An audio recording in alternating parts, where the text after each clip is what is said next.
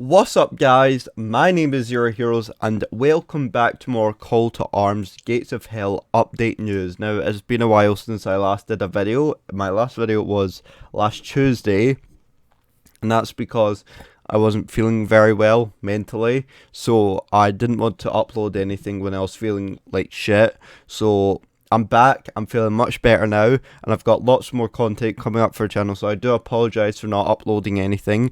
But I do have some very other exciting news for you, and that is Gates of Hell has officially released an update for Phase 2 announcement and the release for it. So this post was updated, or was posted yesterday on Sunday the May 9th, and it said, "Hello people, it is May the 9th, and this is a special this is a special date in remembrance of the end of World War II in Europe, and it is a worthy date to announce our plans." That is actually true. World War II. Actually, World War II ended must have ended the 9th of May in 1945. So yeah, that's a very good point. We'll be starting Phase 2 during the next week. Release will follow closely after. So I'm guessing that the release will probably, today's the 10th, so I presume today's Monday, so I presume Phase 2 will release next Monday, and then hopefully once Phase 2 is done, then they'll release the announcement for the full game. Remember, Phase 2 will consist of 1 week of multiplayer testing, followed by the weekend for Conquest dynamic campaign testing. So it's not all in one, so the Phase 2 is not like all one. So the first week will consist of doing the multiplayer testing, where you and your mates will be able to play this game, or you can play with AI, it's up to you. And then the weekend, just after the week, you'll be able to play the Conquest Mode, the dynamic game campaign, where you should be able to test out what the Conquest Mode is like. Now, if you don't know what the Conquest Mode is, then if you've seen my Call to Arms video on Conquest Mode, it's kind of similar to that, but of course there'll be massive changes, as I will discuss next right here. So what took us so long, you may ask? Yeah, what took you so damn long? I'm joking. Well, the most important factor was the lengthy netcode upgrades. The netcode redesign was aimed to support bigger battles and users with worse connectivity. I said that wrong. It took way longer than expected because we added many new features which hadn't been previously synced through the servers. The netcode is now being fleshed out in its first version. Remember, this is a test, so we had to finish the first before we could ask you to test the new netcode. So there you go. If you're wondering what took so long for these guys, it was the netcode. Now, like they said, they've added so many new things to this. Like the netcode was redesigned to aim to support bigger battles. So when you're going and, like, let's say there's like 6 of your mates that are playing this game, there's going to be a big battle, and of course people with worse connectivity. So let's say you and your mates are playing and one of you has like a really bad connectivity, and that basically corrupts like the whole game and kind of ruins the whole game for everyone. So that's why, and I'm very glad they're concentrating on this, because this is something that Call to Arms have had a problem with for a long time, even in Men of War Assault Squad 2. So this is something this is definitely something that should still be worked on, and not just just this tiny little bit and then leave it. This should be worked on constantly all the time. So big props to Gates of Hell for doing that, and I really hope that this improves over time, and this is not just the only thing that is going to happen for this connectivity and the bigger battle issues that people have all the time. It took way longer than I expected because we added many new features which haven't been previously synced through the server. So I don't know what new things they could be. I'm presume they added maybe new things for the Conquest Mode and also the multiplayer gameplay. I have no idea what they could be. I'm gonna be guessing that maybe that there's gonna be new dates, like realistic battles for the Conquest mode, I'm presuming, but I'm not sure. This is just a guess of what I think. So let's keep reading on. By the way, there's a nice picture of a nice tiger here, a kind of a 3D model of it, or not 3D model, you know, a nice model of it here. It says Conquest dynamic gameplay also went through some important upgrades. We also featured like minefields and redesigned systems such as the way in which the bots field their troops. That's quite interesting, you know, because by the way, the top part was they were talking about the gameplay, the multiplayer updates, and I'm guessing that there's probably going to be a lot smoother things that are going to be added into the multiplayer gameplay. Now, moving on to the Conquest mode that they said here, so they're going to be added features like minelands, minefields, and redesigned systems such as the way in which the bots field their troops.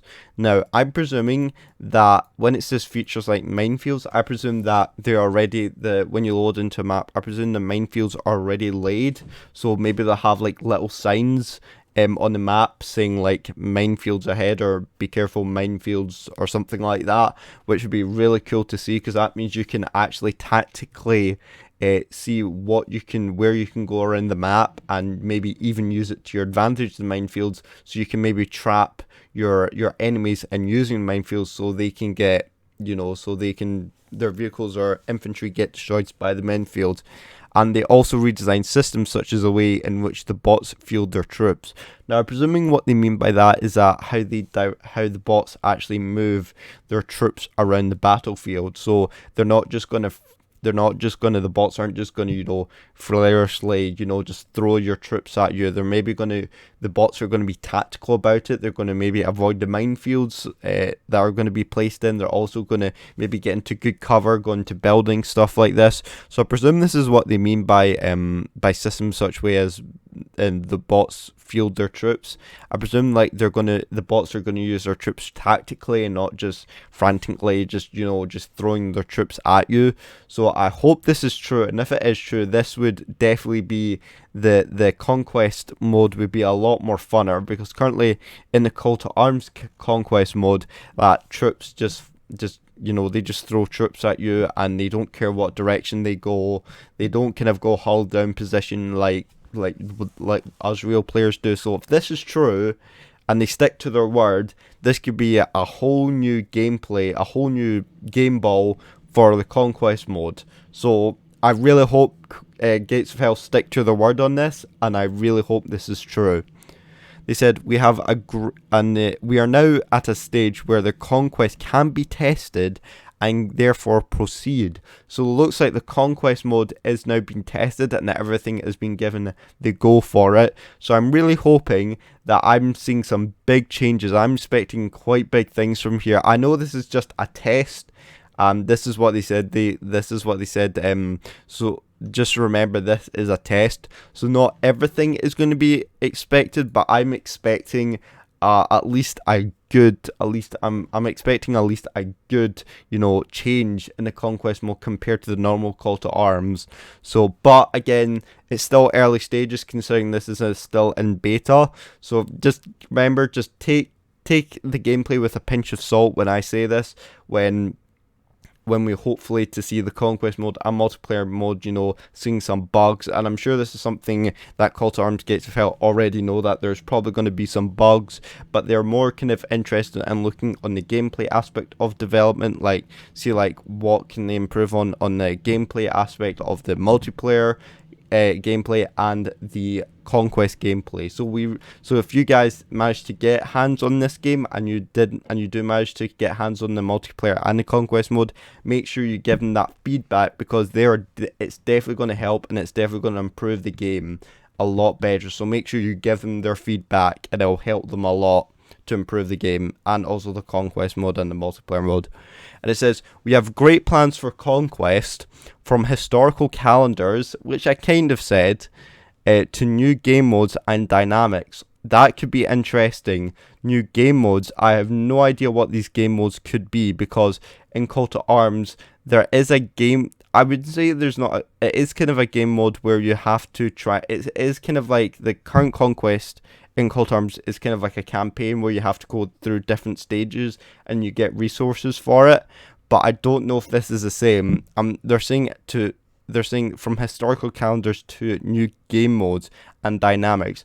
I have no idea what this could be. I presume historical calendars could be like events that actually, like, you could play events that actually happened in real life. So you could, like, maybe it's kind of similar to the Conquest mode in Cold Times where you have to go through a campaign, but it's historically accurate to real battles in real life, if that makes sense. So this is something I'm quite intrigued to see. And when they release it, of course, it's not going to be perfect, but I am really intrigued to see what this historical calendars and new game modes could be. If you guys know, then let me know down in the comments, because I'm sure you guys could come up with a few ideas on what it could be. This is a huge investment over time, and we'll continuously upgrade it, and evolve it. How far we can go will depend on the success of the game, as we must also focus our attention to creating new nations and new theatres after the release. Yes, this is something I was really wanting to see. They obviously watched my video on the adding new nations and all that. So they're saying that they do want to see how far this bit goes, but they need your guys' feedback. It's important that you guys give them their feedback on this, because if they don't get enough feedback, then they're just not going to continue on with the multiplayer and Conquest mode, which I really hope that doesn't happen. I really hope they just continue on with it, and it'd be a great addition to the game, because they never had this in Universal Squad 2. So if they can add a Conquest mode to a game like this, in a World War II theme, that'd be absolutely amazing to see what the results could be. So, and creating new nations. Now, I did see a couple of comments on this, and people are saying like they want to see nations like Japan and Yugoslavia, Poland as well, because in Marvel vs. Squad 2 they had Britain, Russia, USA, Japan, and a few other countries as well that I can't remember. But if they add more countries, like more in detail countries like Yugoslavia, Poland as well, this could be a game changer. And if we add all those factions, then, and using the multiplayer would be a lot funner, and using these different equipments and vehicles to the actual historic country, you know, and how the countries actually, you know, built the tanks and what they used, would be really fun to use. Of course, there'll be like, there's already Russia and Germany in the game, but we'd like to see countries like Britain, America, Japan, Poland, Yugoslavia, you know, the countries I've already named, and also maybe countries like France. Of course, I missed out France as well. You've also got countries like, I'm trying to think, I would say they've already added Russia. India, maybe even the Africa campaign as well. That'd be really good to see, maybe like Indian soldiers or stuff like that. So it'd be really cool to see what they come up with in all this. And I can't wait. It says you can expect the release approximately 1 or 2 weeks or so after the end of Phase 2. It will depend on how much feedback we have to process. Thanks for staying with us. Happy Victories Day, and see you soon. So it says here you can expect the release of the game to approximately be out after 1 or 2 weeks at the end of Phase 2. Sorry. So once Phase 2 is complete, we'll have to maybe wait a week or two till they fully release it, and then I'm predicting that this game will be out for, maybe, I'm roughly counting, maybe £25, which I think is maybe about €30, or 30 euro. No, I don't know the exchange rate, but I'm predicting in pounds it's going to be maybe roughly about £20 to £25, or even if it'd be better, maybe £15 to £20. But because this is a big game that hasn't, you know, that's similar to Call to Arms, and Call to Arms roughly cost maybe about,